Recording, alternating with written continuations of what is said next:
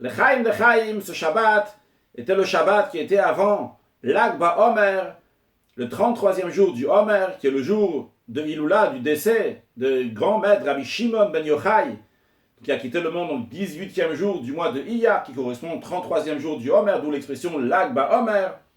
Rabbi Shimon ben Yochai était un très grand maître, aussi bien du Talmud, aussi bien de la Kabbale.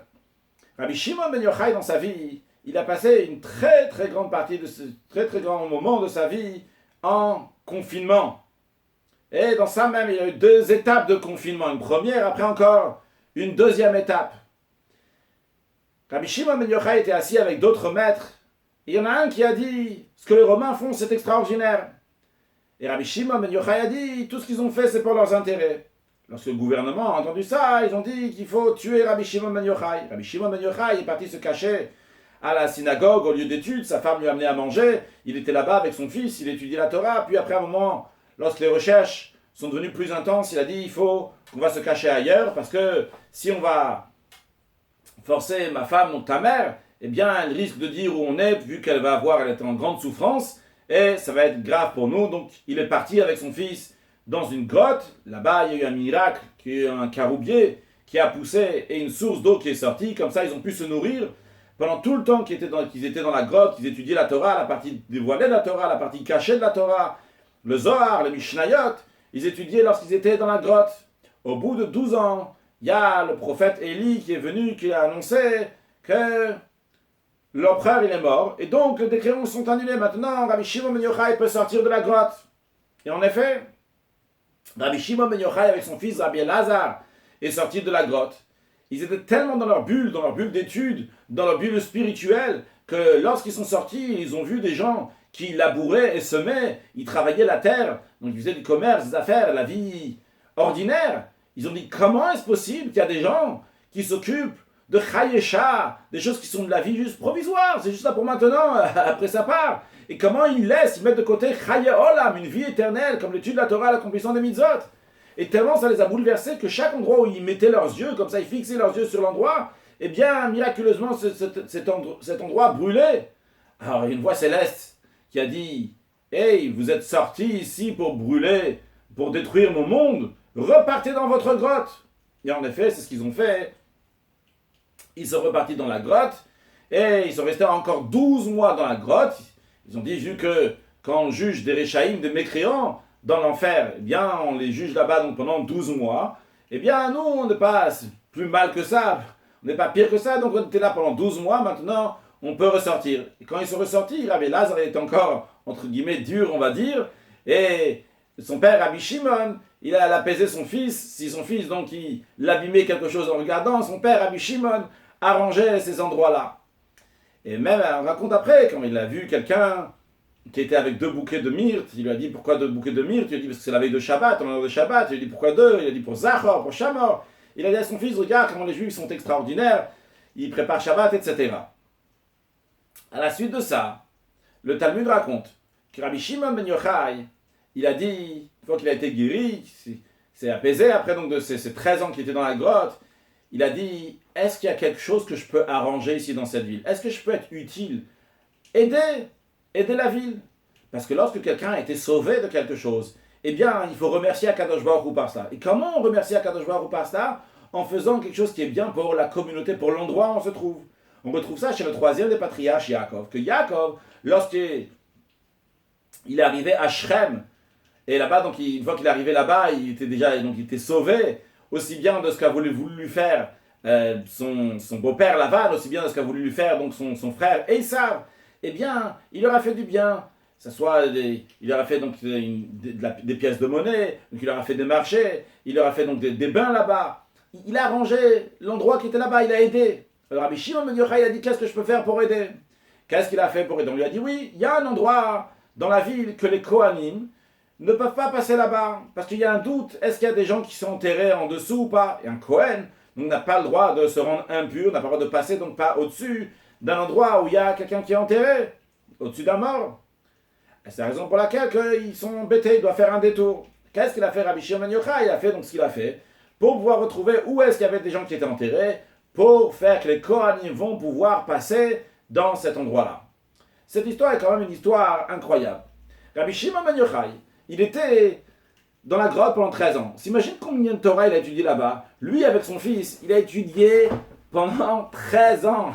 Ils n'avaient rien d'autre à faire là-bas, et même s'ils avaient d'autres choses à faire, ils n'auraient pas perdu du temps avec autre chose. Il étudiait la Torah non-stop, jour et nuit, un maximum de temps. Ils étudiaient.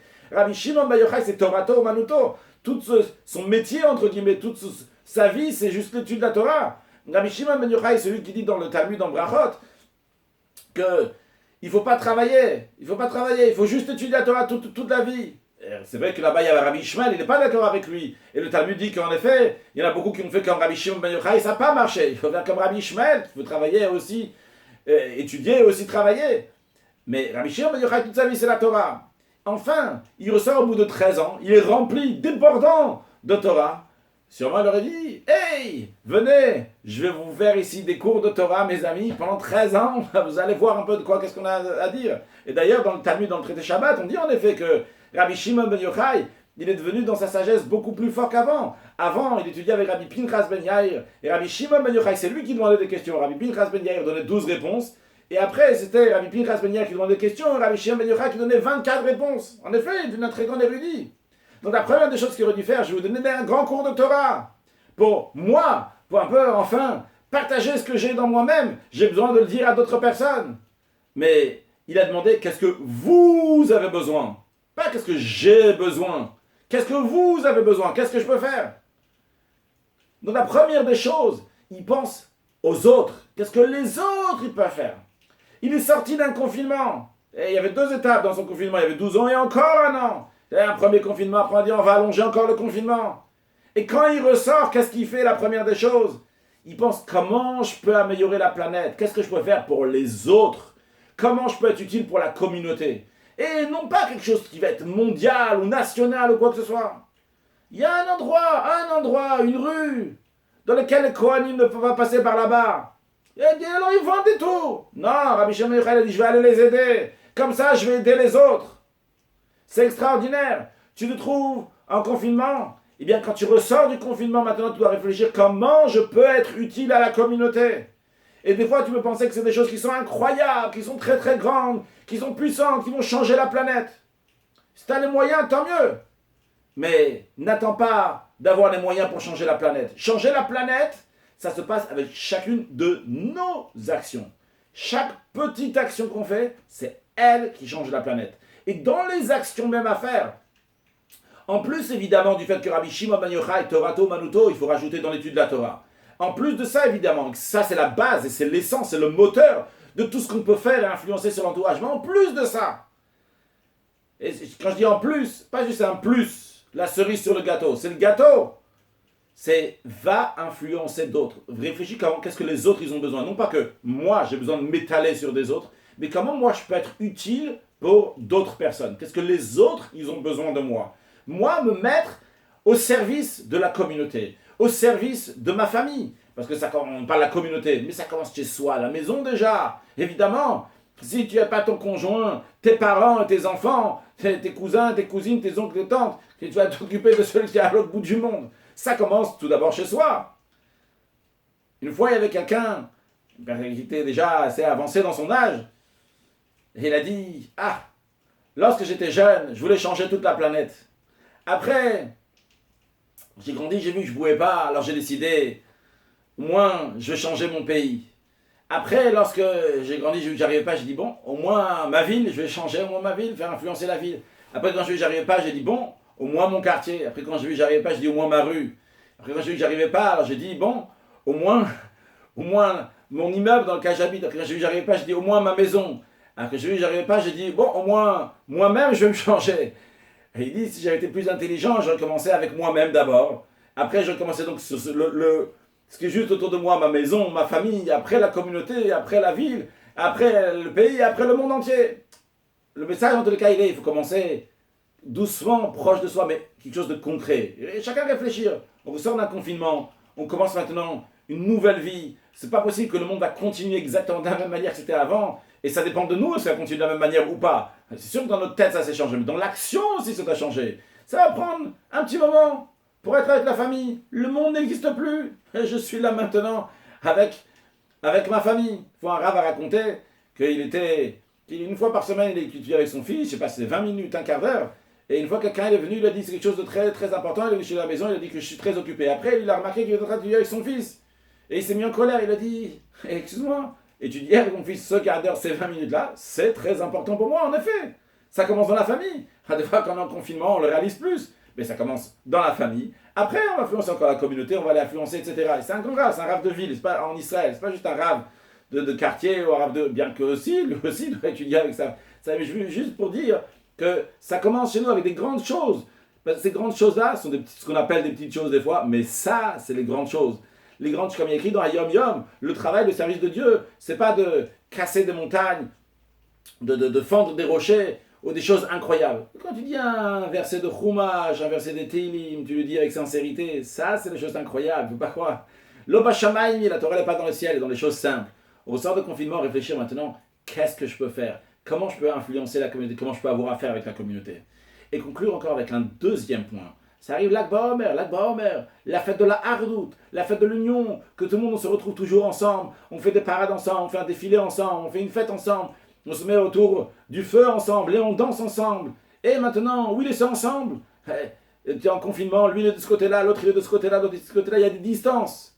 Eh bien justement, apprendre à être unis avec les distances. Parce que des fois, on veut que l'autre il va être exactement comme moi, donc je veux le mettre dans mon cercle, je veux le mettre dans la même ambiance que moi. S'il n'est pas dans la même ambiance, goodbye, je mets une croix sur toi, tu n'existes plus dans mon agenda. Eh bien non, justement, ce Akba Omer, quand tu es en confinement, eh bien justement, apprends à être uni avec l'autre avec des distances. Il n'est pas comme moi, il est ailleurs peut-être, il pense d'une différente manière, mais je suis uni aussi avec lui, que ce soit par Zoom, ou que ce soit par une autre manière, ou par un mot que je donne à l'autre, que je lui envoie, ou que je téléphone, ou quoi que ce soit, ou dans l'idée même, ou dans l'esprit, je suis uni avec l'autre. C'est pas parce que je ne suis pas en même temps que l'autre, ou l'autre n'est pas avec moi, qu'on n'est pas unis. C'est justement un des messages de l'Akba Omer renforcé cette année.